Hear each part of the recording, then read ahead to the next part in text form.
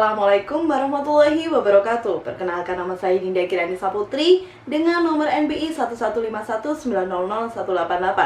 Baik, di sini saya akan menyampaikan informasi dengan topik yang berjudul pentingnya peran komunikasi dalam sebuah organisasi, dan juga video ini dibuat untuk memenuhi tugas dari Bapak Widiatmo Eko Putro MA, yang dimana beliau merupakan dosen pengampu mata kuliah komunikasi organisasi kelas A Universitas 17 Agustus 1945 Surabaya.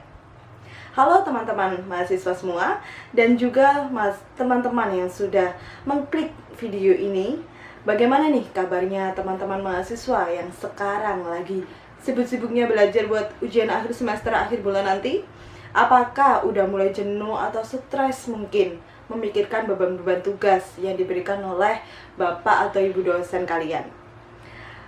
Anak maba pasti bilangnya, santai aja, kita harus cari temen, cari relasi, ikut organisasi gitu-gitu. Nah, ngomongin jadi seorang mahasiswa nih, pasti dong kegiatannya itu ada belajar, mengerjakan tugas-tugas mata kuliah, ditambah nih anak yang anaknya ambis atau pengen punya banyak teman, akhirnya ngikut yang namanya organisasi di kampus atau mungkin bahkan luar kampus. Ada nggak teman-teman? Wah, kalian itu keren sekali. Kalian itu kayaknya tipe-tipe bawa anak yang nggak suka bahan atau jadi mahasiswa kupu-kupu aja ya. Nah, kayak siapa nih yang suka males ngikut organisasi kampus atau organisasi di luar kampus? Siapa nih? Ayo. Oke nih, ngomongin organisasi itu nggak ada habisnya teman-teman. Organisasi sendiri itu merupakan sekumpulan orang yang bekerja sama untuk mencapai tujuan tertentu. Nah, organisasi itu besar jangkauannya ya teman-teman. Bukan hanya organisasi di kampus aja. Kita bekerja di perusahaan nih contohnya. Kita itu bekerja di dalam perusahaan itu sudah masuk dalam sebuah organisasi perusahaan, yang dimana perusahaan tersebut itu sudah mempunyai struktur yang jelas dan aturannya masing-masing. Dalam sebuah organisasi, pastinya dong kita itu ketemu sama orang lain yang mungkin dalam jumlah yang banyak, dan yang masing-masing dari mereka itu memiliki sifat dan karakter yang pastinya berbeda-beda. Nah, dengan cara apa agar kita itu bisa mengenal mereka, mulai dari kita yang ingin tahu namanya aja deh contohnya. Pastinya dong kita itu harus melakukan sebuah kegiatan komunikasi. Meskipun itu secara langsung dari mulut kita dengan kata-kata, nama kamu siapa? Atau mungkin yang berkebutuhan khusus, yang tidak bisa berbicara, akhirnya menggunakan bahasa isyarat. Itu juga sudah termasuk kita itu sedang melakukan kegiatan komunikasi, teman-teman. Nah, di sini komunikasi dalam organisasi itu merupakan suatu proses untuk anggota dalam menghimpun informasi yang berhubungan dengan organisasinya untuk merubah apa yang terjadi di dalamnya.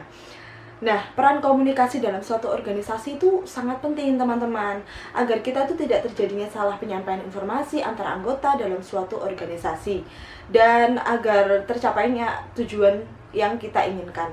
Nah, sebuah interaksi yang bertujuan untuk menyatukan dan mensinkronkan seluruh aspek untuk kepentingan bersama sangat dibutuhkan dalam sebuah tujuan berorganisasi, teman-teman.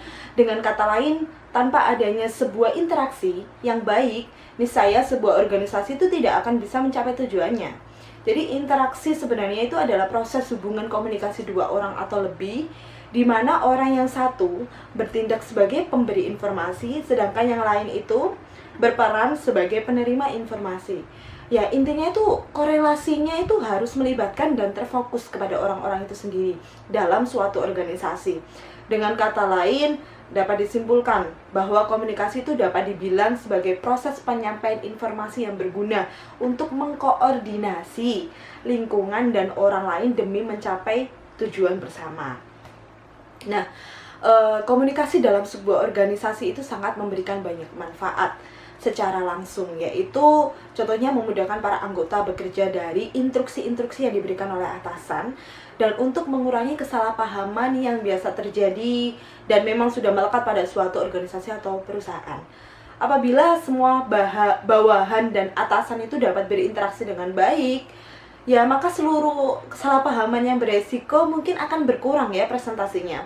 Karena tiap manusia itu pasti mempunyai cara penyampaian komunikasi yang berbeda-beda, secara verbal maupun secara si penerima itu kadang juga menerima pesan dari kita itu juga berbeda gitu.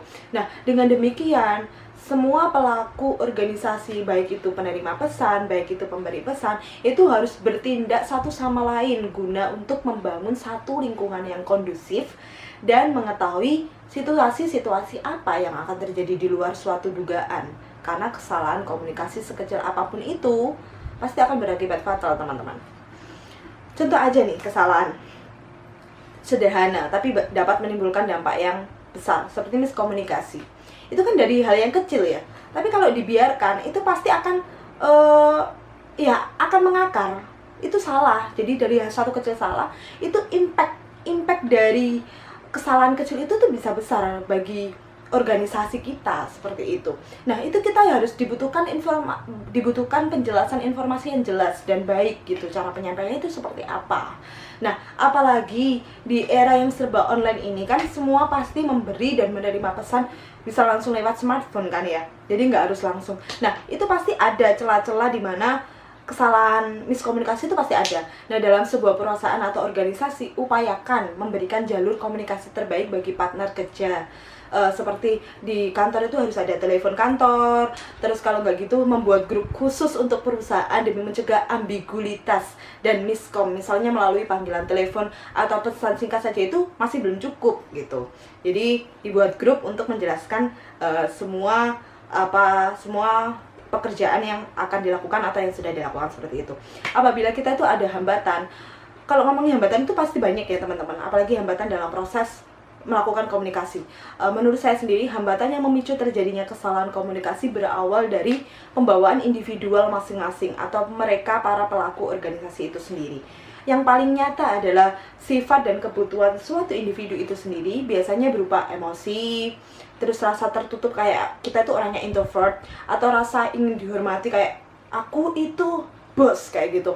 Nah, kita tuh harus bisa saling menghargai, meskipun itu atasan atau bawahan, itu harus bisa saling menghargai agar komunikasi yang dihasilkan itu juga baik gitu. Nah, miskomunikasi sendiri itu, miskomunikasi kan sama dengan misunderstanding. Nah, jadi kita tuh harus bisa mengatasi itu dengan cara komunikasi yang baik gitu. Nah, terus pengaruh kestabilan emosi tadi itu juga penting, karena apabila kita dalam keadaan emosi, informasi yang kita terima itu nggak akan bisa kita tanggapi dengan sempurna, dengan baik seluruhnya, dan akan mengakibatkan akhir dari tujuan suatu organisasi itu terasa kurang maksimal gitu. Nah, itulah teman-teman, betapa pentingnya mengkomunikasikan segala sesuatu yang memang dianggap kurang jelas, atau bahkan kita itu bisa memberikan pendapat yang memang lebih baik untuk kemajuan organisasi atau perusahaan yang lebih baik lagi. Jadi kita, teman-teman dan juga semuanya, jangan lagi takut untuk mengkomunikasikan apa yang perlu untuk dibicarakan. Nah, seperti itu. Nah, baik, sampai di sini akhir dari video informasi yang dapat saya sampaikan. Mohon maaf jika ada salah kata, dan semoga informasi yang saya bagikan dapat menjadi referensi Anda dalam mengetahui pentingnya peran komunikasi dalam sebuah organisasi. Akhir kata, terima kasih dan wassalamualaikum warahmatullahi wabarakatuh.